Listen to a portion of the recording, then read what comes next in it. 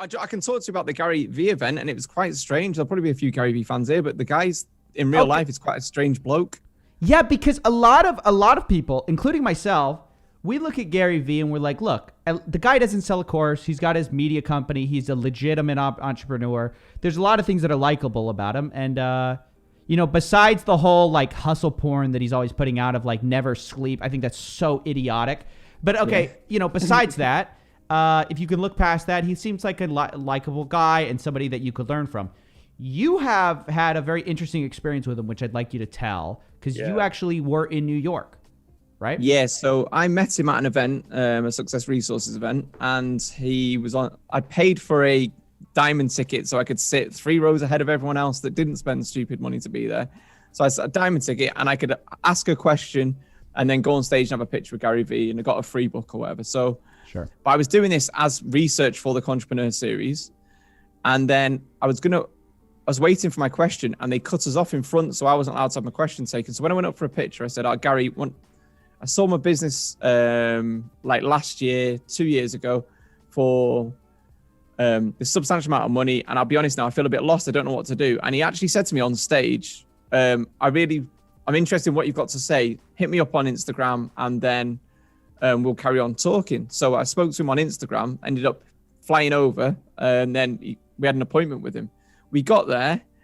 It's a really impressive building. It's like just an elevator in the far side. L'Oreal's in the same building. We went in and sat down, and there Gary was. And there's all these rooms set up. He films everything, by the way. It's quite strange. All these rooms set up. And I was talking to a few people in reception, and they had paid $15,000 to have a meeting with him, a 10-minute meeting. Wow. 10 minutes? Yeah. I'll tell you this experience now. I've never spoke about this. What? This is an incredible. Hey, hold on, Amish. You don't say anything for the next 10 minutes. Hold on. Are they all influencers? What's happening? Oh, I mean, you're not following instructions here. Yeah, don't say anything for the next 10 minutes. Yeah. What is this? I'm gonna mute Amish. I have questions. No. Amish. They're all different types of people. So it was like people basically, and I look at it like this. So Gary V has set himself up a really clever scenario where it's like Shark Tank, but people are paying to pitch to him, right? I'm just saying, if they're influencers, the 15,000 can be seen as like an investment. Amish, just let. I want to hear the story uninterrupted. Hold on, let me hear. So we're sat there, and I'm quite a miserable person. If I don't want to do something, I just decide, even last minute. And I was saying to Ian, who's my business partner and friend, I can't be arsed with this. I'm just going to go. And he's like, you are not doing this now. We've traveled all this way to New York.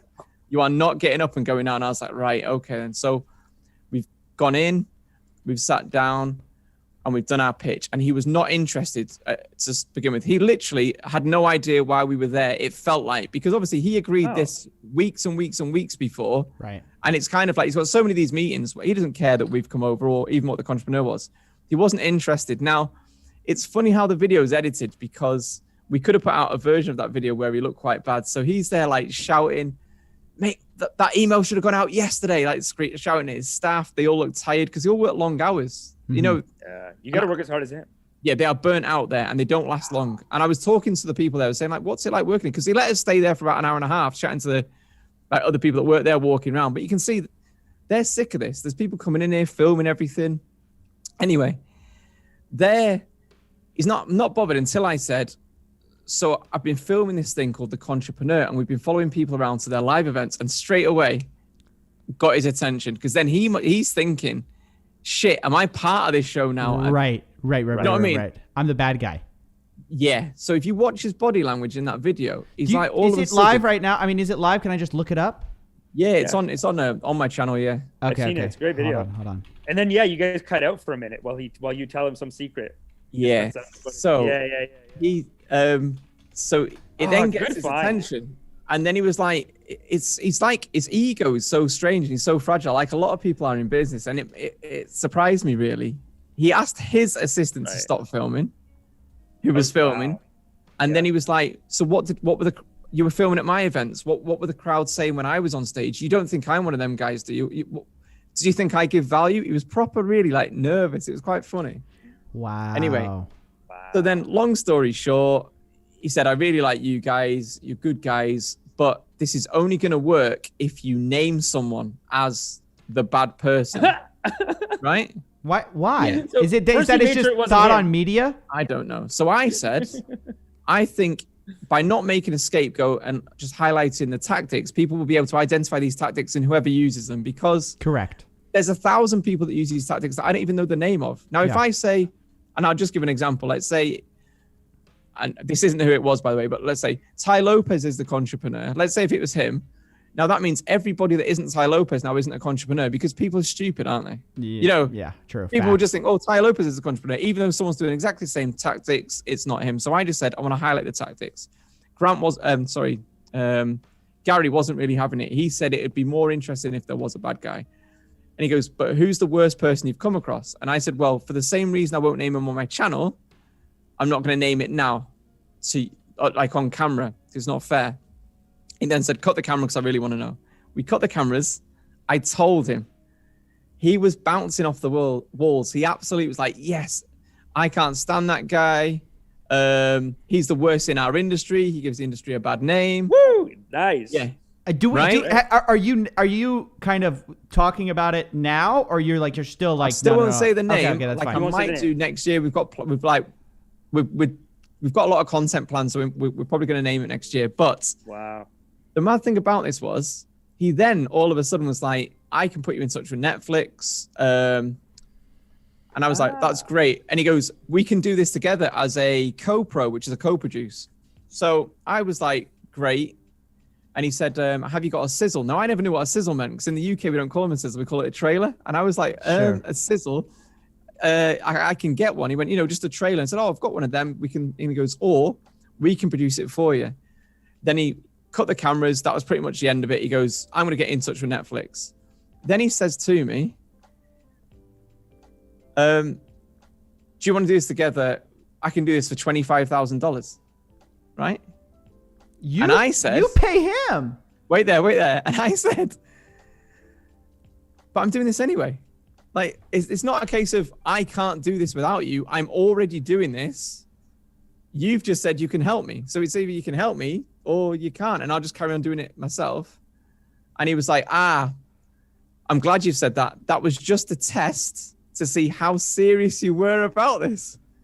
And I just thought, no, Gary, what you've done there is you've tried to pump me for 25 grand because everybody else that's sat outside has paid 15 grand. They worship you. Yeah. And I was never a fan of Gary Vee before. I didn't even know he was a year earlier. I'd never heard of any of these gurus before I'd started this. Sure. I had my business, sold my business before I even knew who Grant Cardone was, Ty Lopez was. So to me, Gary Vee is just another business owner. So he's tried to pump me for 25 grand. Then because I've not fallen at his feet and gone, yes, please, Gary, let's sort it. He's kind of gone, that was a test. And then he said, we can do this as long as I look like the good guy. And I said, I'll make the content that I'm making, and the good guys will look like the good guys and the bad guys will look like the bad guys. I'm not going to go and... Wow. What was the energy like in the room That's when he funny. goes, I want to be the good guy? Yeah, so it was quite awkward. And then the mad thing about it was... he then said he'd put us in touch with Netflix or whatever, and then he's never ever made that introduction for us. So, but then coincidentally, Netflix have been in touch themselves since, and this is where it gets really weird. So we've had two. We've had Paramount came over and they'd interviewed Pablo Escobar's son, and then they came over to interview me afterwards. And I said, like, I must be the biggest letdown you've ever had. You've just gone from Pablo Escobar's son to meeting me. And again, the same thing, because I'm not interested in really being on Netflix or even being known. I didn't do this to try and get famous or for mainstream exposure. I just did it because I thought it was interesting and it might help someone. But Netflix, this is how sly they are. They came over, we did a Skype interview with them. They're in America. They sent over loads of paperwork. They made us sign loads of paperwork saying that, they're interested in doing it. We give them rights to use some of our content, blah, blah, blah. And then they had a meeting booked where they were going to come to our office and shoot because I've got a studio in the UK now because we film content for other people's businesses, right? Where I'm from. And they were coming over here. And then 2 days before they were supposed to arrive here, they pulled the plug and said, unfortunately, our legal team have said we've had to take the program in a different direction. Yet they've still got the paperwork all signed by us saying that they've got access to my content and some of my research that I've done. Proper fucked up.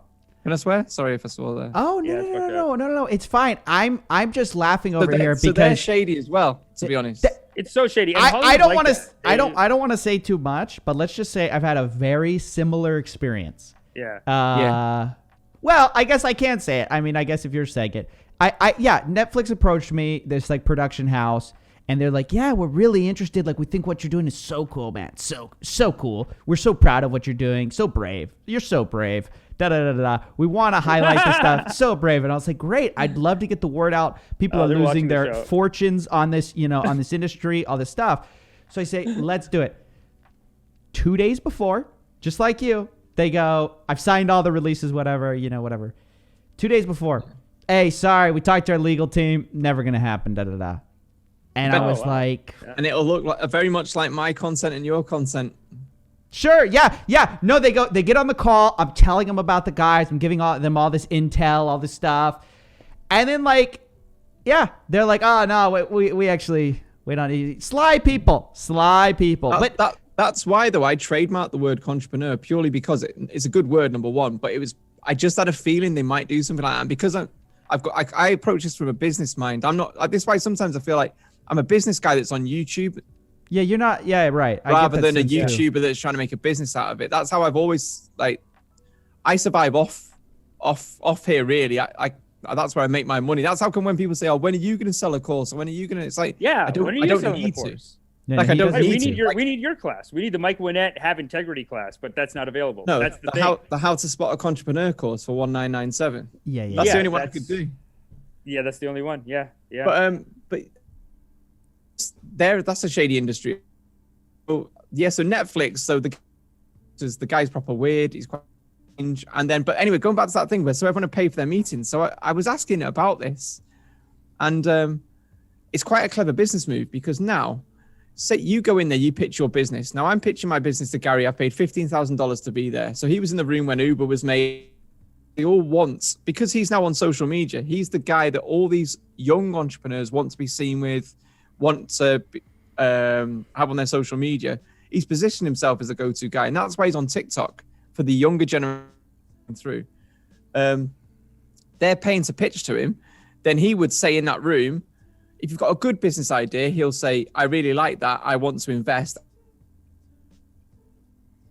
Oh, hold on. We lost you, Mike. Hold on. We lost Someone's making a phone call. Someone's making a phone call. Somebody's yeah. Somebody literally. Whose mom called? Yeah. Sorry. Somebody made a text message or something in your building. Go ahead. Sorry. Yeah. You talk about they come in. Somebody wants to invest with Gary. Go ahead. So Gary's then really using the money that you've spent to invest back in the show, right? Or to invest back in... Yeah, so it's like, I'm going to give you your money back, but I'm going to take a chunk of your company. Yeah. This is what I always tell people. This is clever. This is... And then also, your business is rubbish. Gary's not interested. And then he just has a picture with you. You're happy because you're on social media and he's got $15,000. He's not bothered. Honestly, though, Gary V's social media, I feel like is so diluted because he pumps out so much content that who's watching it? It's because it's so low quality all the time. He's just constantly uploading. Yeah, all the time. How many times can you hear someone just yell at you? I actually started taking the Alex Becker class, and it's just the first week is just he's just berating me. And this guy takes course. He's really into the courses. But it's free. He stole some of our lines anyway. So some of the things that we said in the meeting, he actually then tweeted out later on that day, line for line, what we'd said in our meeting. And we just thought, you even steal content. So you're not a fan of Gary Vee at all? I mean, really? Oh, no, but this is, I don't mind Gary Vee. He's just a business bloke, isn't he? You know what I mean? He's not ripped me off. Sure. He tried to, maybe, but he didn't. He's just people say, I don't like or hate Gary Vee. He's just a business guy. He says some things I agree with, some things I don't. He's got a system there where he's positioned himself where people will pay to have a meeting with him. Fair play to him. Yeah, and he might invest in your business. And if you invest in your business, also you don't have to look at it as such a scam. Asking you to do a $25,000. They call it an option agreement in Hollywood. It's like $25,000 is okay, but he basically goes to them, makes the agreement for you, and then helps promote it. And then he probably want to keep 75%, or who knows. or who Yeah. knows? And maybe because I didn't take the 25,000 is why he didn't make the intro to Netflix. I don't know. No, I think that is why. I mean, I think that's definitely why. But I mean, even the intro to Netflix, like if you're in a position where you're pitching that, it's, as you and I both know, it's hard enough to get on Netflix when they approach you.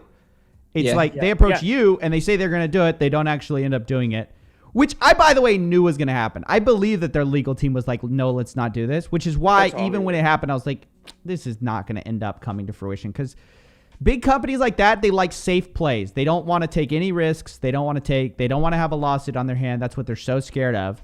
And these guys are enormously, litigious. Have you ever been cease and desist lettered or like threatened to be sued or whatever?